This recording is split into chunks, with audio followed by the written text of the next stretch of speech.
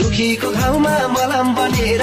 हिजो मात्रै नेकपा एमाले 165 वटै निर्वाचन क्षेत्रको प्रत्यक्षतर्फको उम्मेदवारीलाई मोटामोटी टुङ्गो लगाएको छ।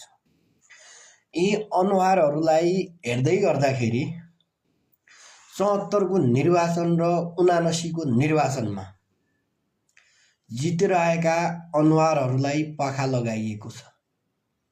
ल 74 को त कुरा नगरौँ, वाम गठबन्धन थियो। 79 को निर्वाचनमा 5 दलीय गठबन्धन विरुद्ध एउटा जनमत लिएका उम्मेदवारहरूलाई बाहिर किन राखिएको होला?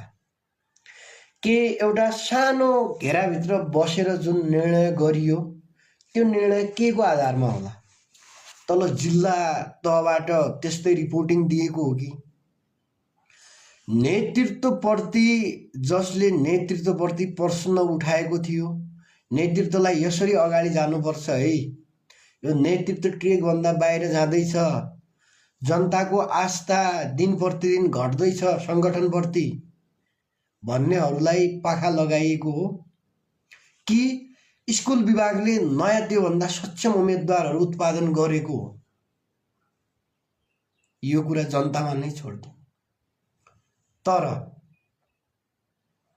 गोकुल बास्कोटा, योगेश भट्टराई, विशाल भट्टराई, नरेश रोकाया, नरबहादुर धामी, नारद मुनि राणा, कृष्णगोपाल श्रेष्ठ, छविलाल विश्वकर्मा, सुरेन्द्र पाण्डे, ईश्वर पोखरेल लगायतका 20-25 जनाको अनुहार यो निर्वाचनमा देखिनै पर्थ्यो। तर यी अनुहारहरू देखिँदैनन् कि भन्ने प्रश्न खडा भएको छ हिजोको त्यो सरस्वती लिस्ट हेर्दाखेरि।